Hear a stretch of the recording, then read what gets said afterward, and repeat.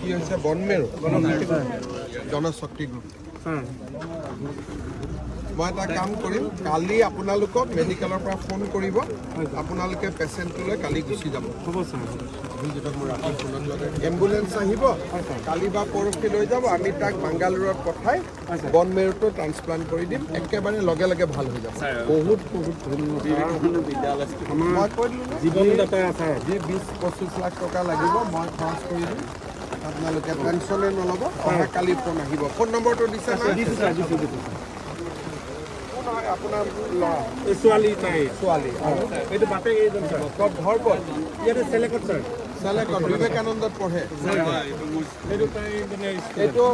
এই যদিও নামত বনমেৰু তথাপিতো আজিকালি চব সুবিধা ভাল হৈ গৈছে অলপ পইচা বেছি লাগে কিন্তু ট্ৰিটমেণ্টটো ভাল গতিকে ভাল ল'ৰাৰ দৰে হৈ যাব ভাল ছোৱালীৰ দৰে মই আজি আপোনালোকক ৰাতি ফোন কৰিব নহ'লে কালি ৰাতি